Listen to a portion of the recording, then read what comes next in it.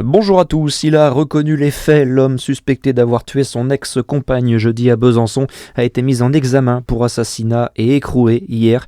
Le mis en cause de 34 ans a déjà été condamné plusieurs fois entre 2019 et 2024 pour des faits de violence ou encore d'harcèlement moral à l'encontre d'une autre femme. Un label pour améliorer la vie nocturne à Dijon. Alors que la sécurité autour de la place de la République est pointée du doigt depuis septembre, la ville a dévoilé vendredi les 3 premiers établissements signataires de la charte Harmonuit.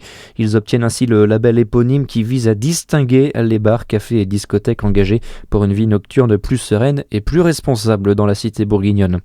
Un nouveau président pour le Grand Chalon, Dominique Guyot, succède à Sébastien Martin. Ce dernier est en effet ministre délégué chargé de l'industrie de France dans le gouvernement Lecornu II, un poste qu'il occupe depuis le 12 octobre et qui l'oblige à quitter ses fonctions de président de l'intercommunalité.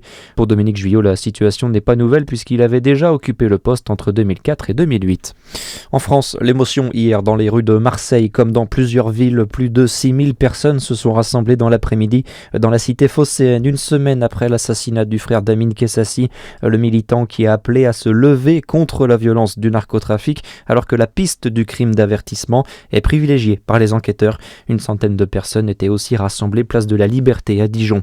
Plus aucun département en vigilance orange ce matin. L'alerte a été levée en milieu de matinée dans le Cantal et le Puy-de-Dôme.